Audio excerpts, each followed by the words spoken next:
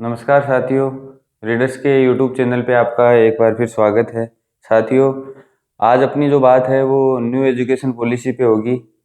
और पहले के जो क्लास थी उनमें मैंने कुछ बताने का प्रयास किया था, लेकिन आज अपन उसमें विस्तार पूर्वक बातें करेंगे और साथ ही अपन बात करेंगे कि इसके जो ऐतिहासिक पृष्ठभूमि क्या रही है। एजुकेशन पॉलिसी तो अभी आ गई और अपन बात भी करें, लेकिन इसका ऐतिहासिक जो पृष्ठभूमि है वो किस प्रकार से प्रभावी रही है उस पे अपन बात करेंगे। तो अपन देखते हैं कि जो एजुकेशन पॉलिसी से पहले जो कार्यक्रम हुए वो आज़ादी से पहले कौन कौन से कार्यक्रम हुए और आज़ादी के बाद कौन कौन से कार्यक्रम हुए, इन सब को ध्यान में रखते हुए अपन बात करेंगे। तो आज का जो अपना टॉपिक है वो है न्यू एजुकेशन पॉलिसी। ठीक है, 2019। और गवर्नमेंट अगर सब कुछ ठीक रहा तो ये 2021-22 के सेशन से लागू करने का प्रयास करेगी। अब देखो ये शब्द आता है यहाँ पॉलिसी।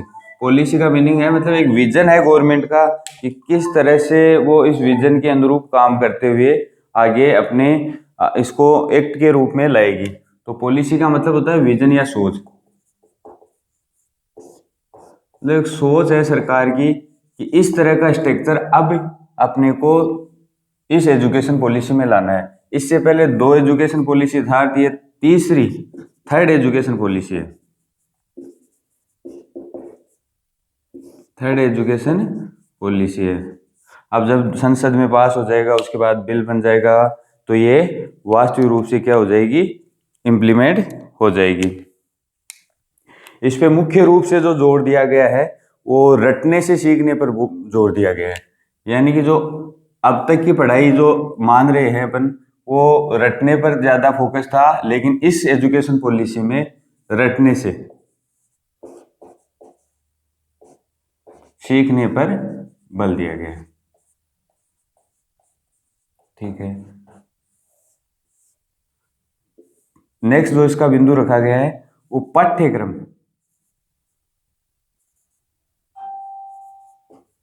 पाठ्यक्रम को तैयार करना। देखो अब तक क्या अब तक पाठ्यक्रम नहीं था तो सही, लेकिन उसमें किस तरह कौन सी कक्षा तक कितना मीटर रखना चाहिए, कहाँ तक इसको आगे मतलब कंटिन्यू रखना है, या पाठ्यक्रम की रूपरेखा परफेक्टनेस जो लानी है पाठ्यक्रम में वो इस पे जोर दिया जाएगा। रटने से सीखने पर बल दिया जाएगा। और ये अगर सब कुछ सही रहता है तो 21-22 में जो जो सेशन आएगा उसमें सरकार लागू कर देगी और ये तीसरी एजुकेशन पॉलिसी है। अब देखो इस एजुकेशन पॉलिसी से पहले जो ऐतिहासिक पृष्ठभूमि आती है उसमें अपन देखेंगे कि आज़ादी से पहले भारत में क्या क्या हुआ एजुकेशन को लेकर। तो थोड़ा बहुत तो अपन ने 1813 में जब चार्टर एक्ट आया तो उसमें सबसे पहले शिक्षा पर 1 लाख रुपए खर्च की राशि, कितनी खर्च की राशि, 1 लाख रुपए खर्च की राशि तय की गई। तो अपन पढ़ेंगे भारत में शिक्षा नीति का इतिहास। भारत में शिक्षा नीति का इतिहास।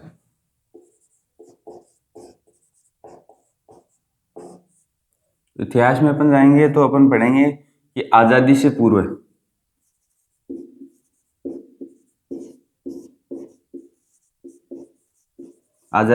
कौन कौन से कार्यक्रम हुए और दूसरा आजादी के बाद।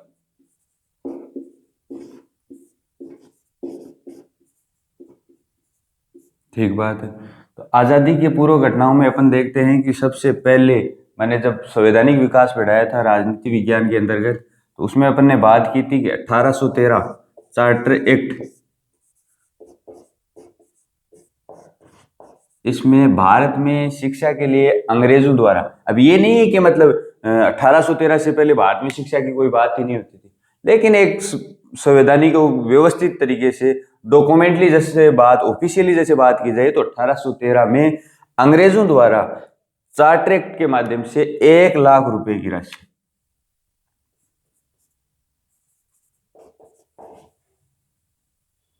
1 लाख रुपए की राशि खर्च की गई। तो ये 1 लाख रुपए की राशि 1813 के चार्टर एक्ट में अंग्रेजों द्वारा सबसे पहले खर्च की गई थी। उसके बाद उन्होंने क्या किया, 1833 के चार्टर एक्ट में, 1833 के चार्टर एक्ट में इस राशि को क्या कर दिया गया, 10 लाख कर दिया गया। ठीक है। उसके बाद लॉर्ड मेकाले आयोग,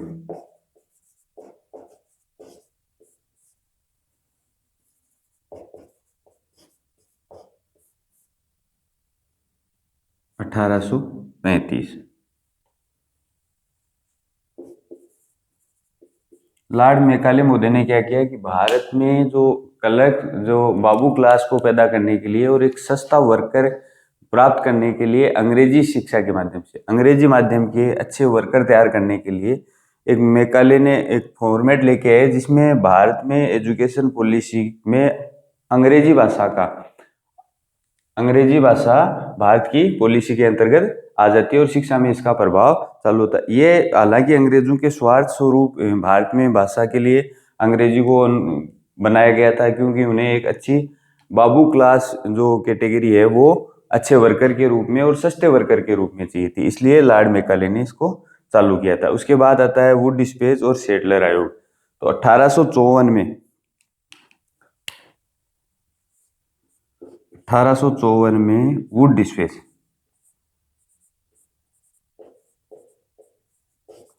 और इस वुड डिस्पेच को आधुनिक भारत में शिक्षा का मैग्ना कार्टा कहा जाता है। ठीक है। तो ये 1854 में वुड डिस्पेच और सेडलर आयोग। नेक्स्ट, बीच में और कई भी आयोग थे, लेकिन अब देखो अपन बात करें न्यू एजुकेशन पॉलिसी की एक बैकग्राउंड के रूप में अपन देखें तो एजुकेशन भारत में शिक्षा नीति का इतिहास, उसमें मुख्य मुख्य बिंदुओं पर अपन जोड़ देंगे, जिसमें चार्टर एक्ट में सबसे पहले राशि खर्च की गई, उसके बाद उस राशि को 10 लाख कर दिया गया 1833 में, और इसके बाद जो मेकाले आयोग, वुड डिस्पेच और सेडलर आयोग के माध्यम से शिक्षा पर भारत में जो मुख्य मुख्य सुधार किए गए या जो मुख्य व्यवस्थाएं की गई वो इसके अंतर्गत की गई। ठीक है, यहाँ तक बात हो गई।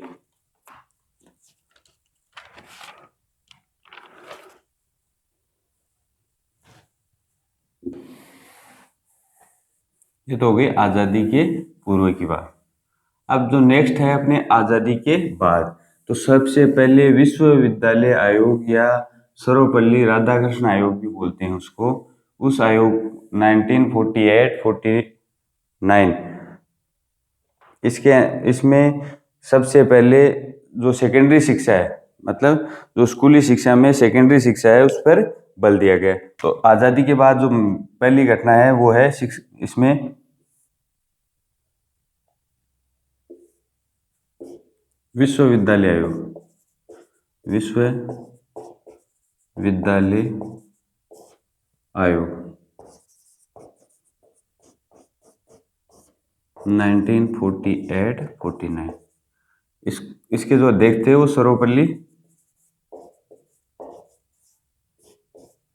डॉक्टर सर्वपल्ली राधाकृष्णन।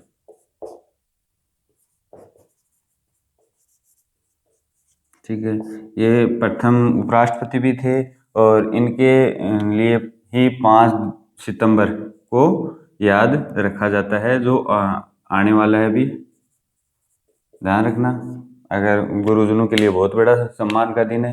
तो इनकी अध्यक्षता में एक विश्वविद्यालय आयोग की स्थापना की गई थी, जिसमें केवल और केवल किस पे जोर दिया गया था, सेकेंडरी शिक्षा पर। उसके बाद सेकेंडरी एजुकेशन कमीशन, दूसरा जो कदम था वो था सेकेंडरी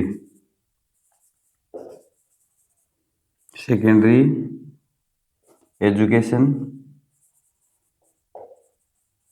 कमीशन 1952-53। ठीक है। इस इसकी इस आयोग की स्थापना की गई जिसमें सेकेंडरी शिक्षा पर जोर दिया गया। इसमें क्या है कि 3 स्ट्रक्चर बांटे गए, प्राथमिक, उच्च माध्यमिक और हायर एजुकेशन। ठीक है, प्राथमिक यानी कि प्राइमरी, फिर सेकेंडरी और फिर हायर एजुकेशन। इसमें जोर किस पे दिया गया? प्राथमिक शिक्षा पर।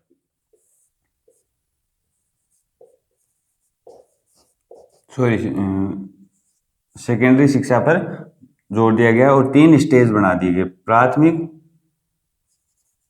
उच्च माध्यमिक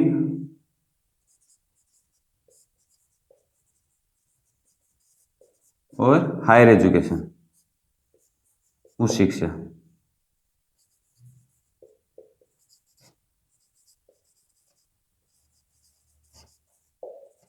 इन तीनों स्टेजों में बांटकर इस कमीशन में भारत में शिक्षा पर बात की गई।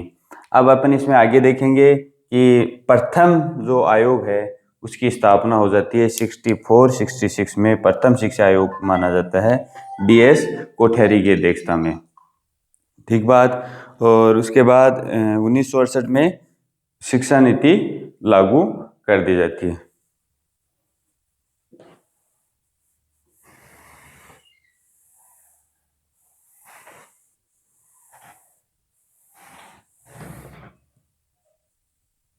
तो अपनी जो बात हो रही है यहाँ से अपन इसको हटा देते हैं। भारत में शिक्षा नीति का इतिहास में अपन बात कर रहे थे कि आज़ादी से पूर्व की बात अपनी हो गई थी। आज़ादी के बाद अपन ने देखा विश्वविद्यालय शिक्षा आयोग और उसके बाद सेकेंडरी एजुकेशन कमीशन, उसमें बात हो गई। फिर अपन देख रहे हैं अभी प्रथम शिक्षा आयोग 1964-66, डॉक्टर DS कोठेरी, और 1968 में पहली शिक्षा नीति बनती है। ठीक है, तो अपन आज़ादी के बाद में अपन ने 2 चीज़ें देख ली थी, सेकेंडरी एजुकेशन कमीशन और विश्वविद्यालय शिक्षा आयोग। अब अपन बात कर रहे हैं किस पे? प्रथम शिक्षा आयोग।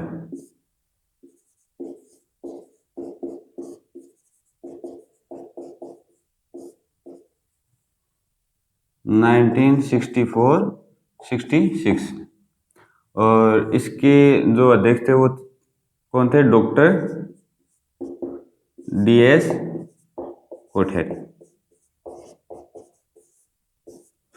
ये 1968 में प्रथम शिक्षा नीति बनती है।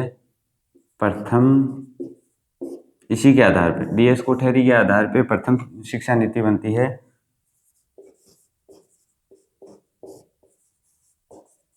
1968 में। ठीक है, और उस टाइम जो प्रधानमंत्री थे वो थी श्रीमती इंदिरा गांधी। श्रीमती इंदिरा गांधी जी। उनके शासन के दौरान क्या होता है? प्रथम शिक्षा नीति को लागू किया जाता है 1968 में। ठीक बात है। इसके बाद 1976 में इसमें क्या कर दिया जाता है? संशोधन कर दिया जाता है। वो संशोधन के रूप में शिक्षा को जो पहले शिक्षा को समवर्ती सूची के अंतर्गत ला दिया जाता है। ठीक है, जो पहले संघ सूची में था शिक्षा, उसको बाद में किस में ले आए? समवर्ती सूची में। तो इसमें जो सुधार होता है वो 42वें संविधान संशोधन द्वारा। ये बार बार एग्जाम में क्वेश्चन भी आता है। बाकी अपन तो बात कर रहे हैं, ये एग्जाम के दृष्टि से नहीं बात कर रहे, अपन बात कर रहे हैं कि एजुकेशन पॉलिसी में क्या तो सुधार है, क्या इसकी ऐतिहासिक पृष्ठभूमि रही है। मैं बात अभी ऐतिहासिक पृष्ठभूमि तक कर रहा हूँ। जो न्यू एजुकेशन पॉलिसी नाम ऊपर अपन ने टाइटल डाला था, उस टाइटल की बात करेंगे आगे अपन।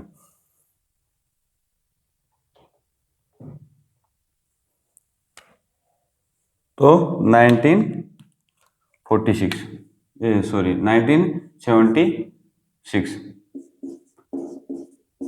42वां संविधान संशोधन।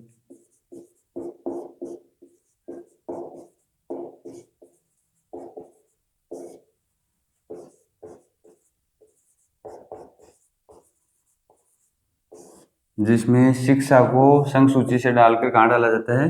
समवर्ती सूची में।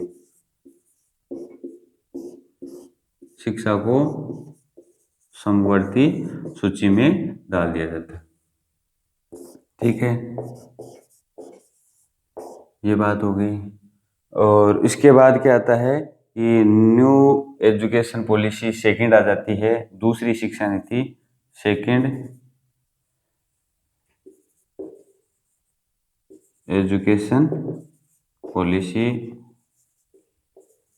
1986, जिसका नाम दिया जाता है NPE, national policy on education, दूसरी शिक्षा नीति।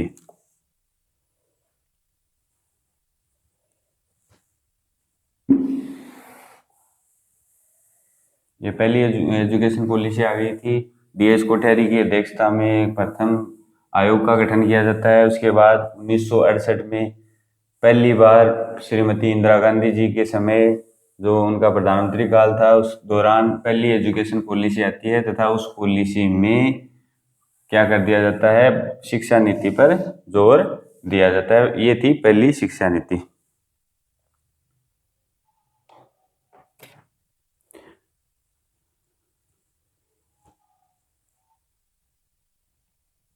NPE 1986 national policy on education. ठीक है, इसमें इसको शॉर्ट बोल सकते हैं NPE 1986।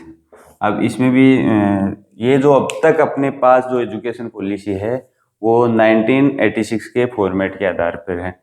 अपन जो वर्तमान में जो शिक्षा जो एजुकेशन ले रहे हैं, जो अपने पाठ्यक्रम चल रहा है, जिस तरह की व्यवस्थाएं अपनी स्कूलिंग और कॉलेज के दौरान अपन उपयोग में ले रहे हैं, या मैंने जो पढ़ाई की है वो नेशनल पॉलिसी ऑन एजुकेशन 1986 पे की है। अब शायद आप जो पढ़ रहे हो या जो मैं पढ़ा रहा हूँ ये शायद मेरे जन्म से पहले की है, तो इतना लंबा टाइम हो गया है कि ये मान लो 34 के आसपास टाइम हो गया है। इसको 34 ईयर पुराना जो ये स्ट्रक्चर था, अब इसको वास्तविक रूप से बदलने की जरूरत है, या बदल भी नहीं सकते तो आप इसमें सुधार की जरूरत है। जो अपन देखेंगे सुधार न्यू एजुकेशन पॉलिसी 2019 के अंतर्गत।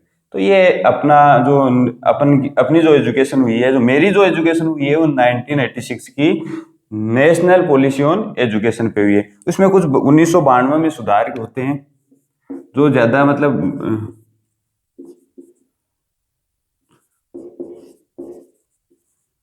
कुछ प्रभावी नहीं है। इसमें 1992 में सुधार हो जाते हैं और सुधार के बाद अब तक ये काम कर रही है 2019 तक। अब भी यही लागू है। 2021-22 के सेशन में अगर सब कुछ ठीक रहता है तो अपन बात करेंगे किसकी, न्यू एजुकेशन पॉलिसी की। ठीक है,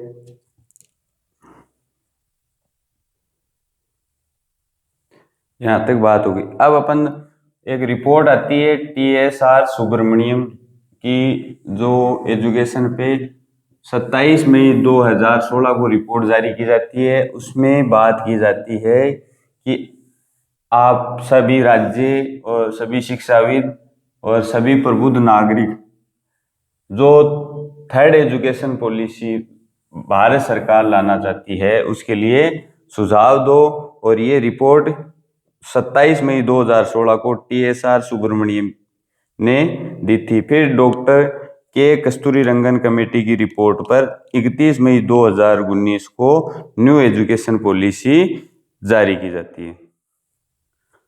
तो अपने को दो कमेटी याद रखनी है विशेष रूप से, डेट चाहे याद रहे ना ही रहे, लेकिन एक चीज याद रखना, 27 मई 2016 TSR सुब्रमण्यम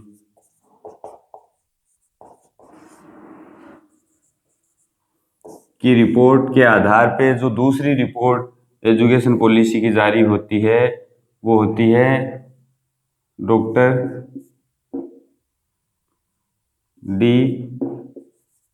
कस्तूरीरंगन। इस रिपोर्ट के आधार पे न्यू एजुकेशन पॉलिसी 2019 की रिपोर्ट को पेश किया जाता है। इस कमेटी ने ही इन सारे सुझावों के साथ इस रिपोर्ट को जारी किया था। तो ये रिपोर्ट हुई थी 31 मई 2019 को। यहाँ रंजन है और यहाँ के कस्तूरी रंगन है, ठीक है, ध्यान में रखना।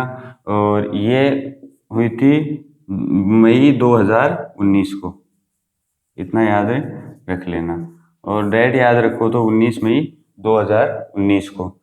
अब इसमें जो अपन ने शुरू में बात की थी, पॉलिसी मतलब विजन है। ये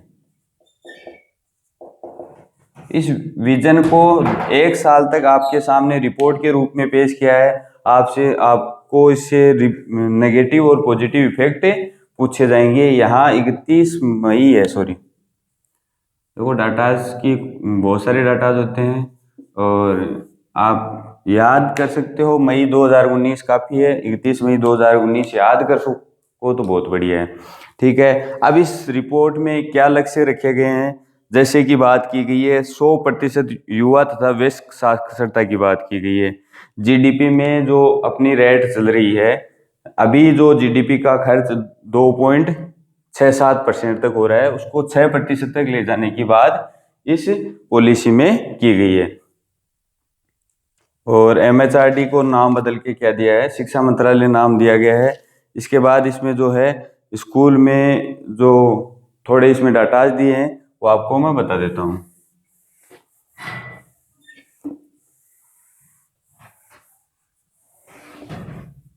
सबसे पहले इसमें साक्षरता कितने %, 100% साक्षरता पे बात की गई है, जो केवल क्या होंगे वयस्क तक ही है। अब एडल्ट के लिए नहीं है ये, मतलब जो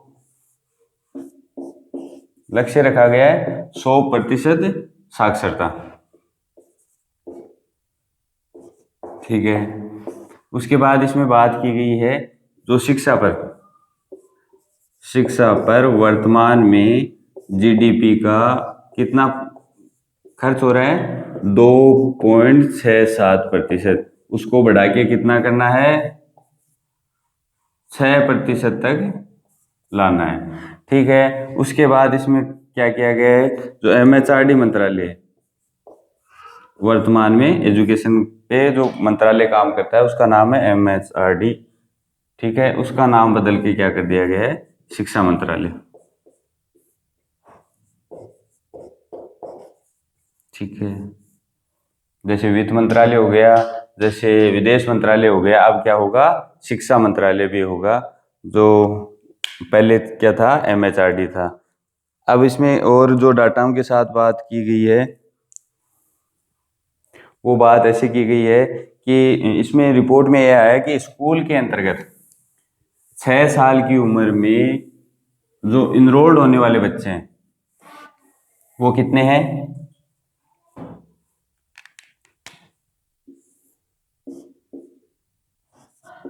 कक्षा फर्स्ट और इनरोलमेंट एज कितनी है, 6 ईयर।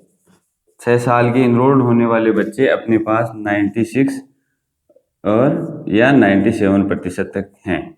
लेकिन ये क्या है, 12 तक और ग्रेजुएशन तक आते आते क्या हो जाते हैं, 25-26% तक। और यहाँ आते आते हो जाते हैं 40 के आसपास %, यानी कि लगभग 75% तो रहती है स्कूलिंग स्कूलिंग कर पाते हैं। मतलब इनरोल्ड हुए 96 और जो स्कूलिंग जिन्होंने कंप्लीट की वो केवल और केवल कितने थे, 75 थे। और जिन्होंने ग्रेजुएशन कंप्लीट किया या हायर एजुकेशन जिसने कंप्लीट की वो कितने हैं, 26%। ये बुरा हाल है अपनी शिक्षा का। इसमें अब चेंजेस की जरूरत है और चेंजेस होगा स्किल के साथ, और जो स्ट्रीम को तोड़ा जाना चाहिए।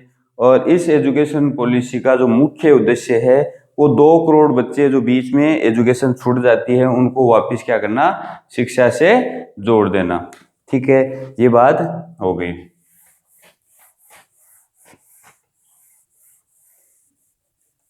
अब अपन अपनी ये तो बात थी एजुकेशन पॉलिसी में क्या लक्ष्य रखे गए हैं, और उससे पहले जो बात थी वो था एजुकेशन पॉलिसी का इतिहास। अब अपन बात करेंगे कि न्यू एजुकेशन पॉलिसी में क्या किया गया है। तो जो 10+2 वाला जो फॉर्मेट था उसको समाप्त कर दिया गया है, और स्कूल का स्ट्रक्चर है उसको अब इस फॉर्मेट में डाला गया है। ठीक बात। तो अपन बात करेंगे न्यू एजुकेशन पॉलिसी में क्या क्या बात की गई है। तो अब तक क्या था कि 10+2 था, उसको क्या कर दिया गया है, समाप्त कर दिया गया है। 10+2 को समाप्त कर दिया गया है, स्ट्रीम प्रणाली को समाप्त कर दिया गया है, और स्कूली जो फॉर्मेट था उसको चेंज कर दिया गया है। 10वीं+2 और प्लस ग्रेजुएशन 3, ये वाले फॉर्मेट पे काम करते थे। इसको मुख्य रूप से बोला जाता था 10+2 का फॉर्मेट। इसे क्या कर दिया गया है, समाप्त कर दिया गया है। इसके स्थान पे जो फॉर्मेट लाया गया है उसको अपन विस्तार से देखेंगे। तो एक ये मतलब क्या होगा कि जो 5 साल है, शुरू के 5 साल है, उसको प्री स्कूलिंग बोला जाएगा। क्या बोला जाएगा, प्री स्कूलिंग बोला जाएगा। और इस प्री स्कूलिंग में क्या किया गया है कि शुरुआत में क्या किया गया है कि पहले 3 साल तक उसको क्या आना पड़ेगा, पहली क्लास तक आना पड़ेगा। और फिर 6 से जो 8वीं है उसको मिडिल स्कूल बोला जाएगा, और 9 से 12 को हाई स्कूल बोला जाएगा। तो इसको, इस फॉर्मेट को क्या कर दिया गया है, अप टू 5। ठीक है, मतलब 1 से 5 तक क्या कर दिया गया है, प्री स्कूल। ठीक है, और उसके बाद 6 से लेके 6 से लेके 8 तक उसको क्या कर दिया गया है, मिडल स्कूल। और उसके बाद 9 से 12 क्या कर दिया गया है, उसको कर दिया गया है हाई स्कूल।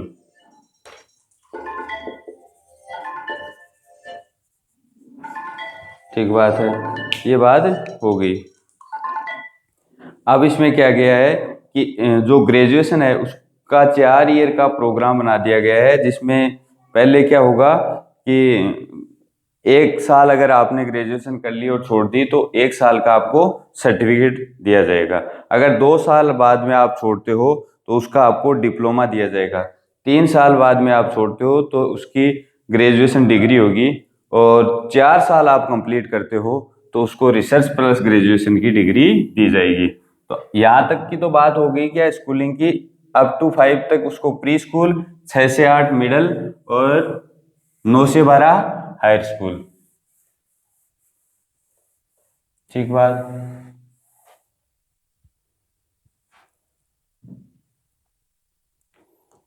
अब आ गई ग्रेजुएशन, यानी कि स्नातक। स्नातक में क्या किया गया कि 4 ईयर प्रोग्राम रखा गया। पहला है कि अगर 1 ईयर कंप्लीट करता है तो उसको क्या दिया जाएगा, सर्टिफिकेट दिया जाएगा। सर्टिफिकेट दिया जाएगा। फिर अगर उसने 2 ईयर कंप्लीट कर लिए, अब किसी पुरानी परेशानी वर्ष क्या हो गए, उसने 1 साल बाद उसको आर्थिक परेशानी आ गई, या किसी भी तरह की उसकी परेशानी आ गई, या उसकी जॉब लग गई, कोई भी जॉब लग जाती है, तो उसका जो 1 साल का जो क्रेडिट है वो सर्टिफिकेट के रूप में, यानी कि जैसे बैंक में क्या हुआ कि आपने लेन देन किया तो एक साख आपकी क्या हो जाती है, वहाँ काउंट होती जाती है, जिसमें आप उसके बाद जैसे ट्रांजेक्शन करते हो या लोन लेते हो या किसी तरह का आप उनसे काम रिलेटेड काम करते हो तो आपकी पहले की साख देखी जाती है। तो अब ये नहीं है कि आपने 1 साल की अगर पढ़ाई के बाद आपने छोड़ दिया तो वो काउंट नहीं होगी, वो हमेशा के लिए हमेशा आपकी जो एजुकेशन का, जैसे एक डिजी लॉकर के माध्यम से आपका एक लॉकर बन जाएगा, या फिर एक आपका अकाउंट बन जाएगा एजुकेशन विभाग के पास, जिसमें आपकी 1 साल का सर्टिफिकेट जमा होगा। अब 10 साल बाद, 15 साल बाद आपने फिर सेकेंड ईयर किया तो आपको क्या मिलेगा, डिप्लोमा मिलेगा। ठीक है, अब अगर आपने 3 ईयर कंप्लीट कर लिए तो आपको ग्रेजुएशन की डिग्री मिल जाएगी। ठीक बात। अब अगर आपने क्या कर लिए, 4 साल कंप्लीट किए और इस एजुकेशन पॉलिसी के अनुसार किए तो आपको रिसर्च प्लस डिग्री ग्रेजुएशन दोनों मिलेंगे। ये बात इस स्नातक के अधीन जो कार्यक्रम रखा गया है। अब आप क्या कर सकते हो, कक्षा 6 के दौरान वोकेशनल कोर्स कर सकते हो और 9 से क्या कर सकते हो, स्ट्रीम चुन सकते हो। अब जो पुराना फॉर्मेट था स्ट्रीम वाला 11वीं 12वीं के लिए अपन चुनते थे, वो कक्षा 9 में आप स्ट्रीम चुन सकते हो। और जो वर्तमान स्ट्रीम है कौन सा, जैसे पीसीएम या पीसी प्लस बायो, इस तरह का, जैसे आर्ट्स वाले केवल आर्ट्स के अंतर्गत ही रह सकते हैं, मैथ्स के साथ आर्ट्स नहीं ले सकते, वो वाला फॉर्मेट क्या कर दिया गया है, चेंज कर दिया है। अब आप कक्षा 6 के दौरान क्या कर सकते हो, 6th क्लास के दौरान, जैसे आपका इसमें रुचि है, संगीत में रुचि है, तो आप संगीत की वोकेशनल क्लास ले सकते हो, यानी कि स्कूल न जाके आप संगीत का जो कार्यक्रम है उसमें भाग ले सकते हो, या फिर आप वहां से जो भी डाटा या सर्टिफिकेट लेके आओगे वो आपके काम करेगा, किसके दौरान, आपके एजुकेशन के दौरान, या आपके वो जो नंबर हैं उसमें ऐड हो जाएंगे 6th क्लास की मार्कशीट के अंदर। ये तो बात होगी। और दूसरा जो चेंजेस है वो है 9 से 12 में। अब 9 से 12 में आपको क्या करना है, स्ट्रीम चुनना है कक्षा 9 में। ठीक है, कक्षा 9 में ही आपने क्या चुन लिया, जैसे पहले अपन चुनते थे 11th में मैथ्स ले ली, फिर बायो ले ली, या कॉमर्स या आर्ट्स। अब इसको क्या कर दिया गया, समाप्त कर दिया जाएगा एजुकेशन पॉलिसी में। और 9th क्लास में आपको अब क्या करना पड़ेगा, कक्षा 9th में आपको क्या करना पड़ेगा, एक स्ट्रीम के साथ जुड़ जाना पड़ेगा, जिसमें मेरे अकॉर्डिंग होगा तो ऐसे होगा कि आप बायो के साथ क्या कर सकते हो, plus geography plus home science ले सकते हो। और इवन आप इसमें क्या कर सकते हो, नीट की तैयारी कर सकते हो, अकॉर्डिंग मी। हो सकता है आगे, अभी तो क्या है कि पॉलिसी है, अपन इस पे बात कर सकते हैं और एक डाटा भेज सकते हैं गवर्नमेंट के पास। अब आप मैथ्स के दौरान क्या कर सकते हो, मैथ्स के दौरान मैथ्स प्लस फिजिक्स ले लिया आपने, या प्लस आपने इको ले ली, इकोनॉमिक्स, ठीक है, ले सकते हो आप। और आप ले सकते हो हिस्ट्री, ले सकते हो आप, ले सकते हो मैथ्स, ले सकते हो, और आप ले सकते हो कोई भी जैसे अगर देखा जाए तो पॉलिटी ले सकते हो। इस तरह से अब नया जो फॉर्मेट, इस आधार पे भी आप, अगर ये एजुकेशन पॉलिसी लागू हो जाती है तो इस आधार पे भी आप चुन सकते हो। इसमें जेई की तैयारी कर सकते हो आप, और इसमें आप नीट की तैयारी कर सकते हो अगर ये पॉलिसी लागू होती है तो। अब वर्तमान में तो आप आर्ट्स मैथ्स के अंदर पीसीएम ले ही रहे हो, बायो प्लस पीसी ले ही रहे हो, कॉमर्स अलग सेपरेट है, आर्ट्स अलग सेपरेट है। तो अब तक तो ये था। अब न्यू वाले में इस तरह आप ले सकते हो। हालांकि क्या होता है, ये पॉलिसी लागू होती है या नहीं होती, वो आगे की बात अपन 21-22 के सेशन के बाद ही बता पाएंगे। अब ये क्या है कि ये फॉर्मेट है वो सभी सरकारी व निजी विश्वविद्यालयों, स्कूलों में ग्रेडिंग सिस्टम के साथ लागू करना होगा। फिर इसमें जो बात की गई है वो क्या किया गया है कि 12वीं के बाद जो अपन बात कर रहे थे कि अब 12वीं 1 ईयर प्रोग्राम चलता था, उसमें भी क्या होगा, 9 से 12 तक क्या होगा, सेमेस्टर सिस्टम होगा। सेमेस्टर सिस्टम में अपने को क्या मिलेंगे कि 6 महीने से अपन एग्जाम होंगे, दो बार, एक ईयर में 2 बार जैसे एग्जाम लगेगी आपको। अर्धवार्षिक वार्षिक वाला सिस्टम है, वो पर्टिकुलर दोनों एग्जामों के नंबर काउंट होंगे और इसी के आधार पर ग्रेडिंग सिस्टम होगा। जो मार्क्स वाला सिस्टम है वो पूरी तरह से क्या हो जाएगा, समाप्त हो जाएगा। उसके बाद इसमें जो सुधार किया गया है वो किया गया है कि आप मल्टी एंट्री और मल्टी जो है आप एग्जिट हो सकते हो। जैसे आपने स्कूलिंग के दौरान आपने एंट्री की और फिर आपको अच्छा नहीं लगा, आप अपने सेक्टर में काम कर रहे हो, तो आपको एग्जिट होने की भी व्यवस्था दी गई है। इसमें एक जो बात की गई है वो बादशाह की लड़ाई है, जो अपन काफी लंबे टाइम से अपनी शिक्षा के दौरान लड़ रहे हैं। 1 से 5 तक विशेष रूप से जोर दिया गया है। कक्षा 1 से कक्षा 5 तक, यानी 5th क्लास तक क्या किया गया है कि आपको मातृभाषा में ही शिक्षा देनी है।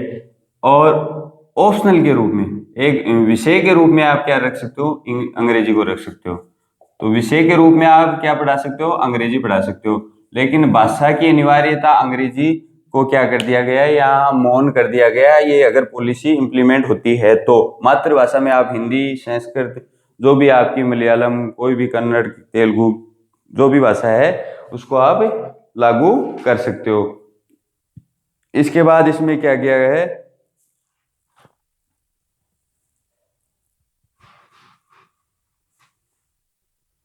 अब एक कॉमन एप्टीट्यूड टेस्ट लिया जाएगा कॉलेज में एडमिशन के लिए, जिसको केट बोल सकते हैं। केट के माध्यम से क्या होगा, कट ऑफ के आधार पे क्या होंगे, एडमिशन होंगे, जो पहले परसेंटेज के आधार पे होते थे। फिर उसके बाद स्कूलों में क्या है, उच्च जो स्कूलों जैसे 6 से 12 के दौरान क्या है, संस्कृत को बढ़ावा दिया जाएगा। ये सारी बातें हैं इसमें दी गई है। और इसको क्या है कि सभी राज्यों को लागू करना क्या है, जरूरी है। इसमें ये बात कही गई है। और अगर सब कुछ ठीक रहता है तो ये जो एजुकेशन पॉलिसी है वो 21-22 के सेशन में लागू हो जाएगी। अब इसमें जो जो सुधार या जो जो बातें आगे आप न्यूज़पेपर के माध्यम से या अपन जो एक बार फिर वीडियो बनाने का प्रयास करेंगे इस पे, क्या कैसी बातें वर्तमान में हो रही हैं। तो आज के लिए इतना ही, काफ़ी लंबा सेशन हो गया शायद, और जो थोड़ी बहुत बातें इसमें शायद बच गई आगे की मैं बता दूंगा क्लासरूम के दौरान। धन्यवाद। इस चैनल को और इस वीडियो को ज़्यादा से ज़्यादा लाइक, शेयर एंड सब्सक्राइब करना है। जय हिंद, जय भारत।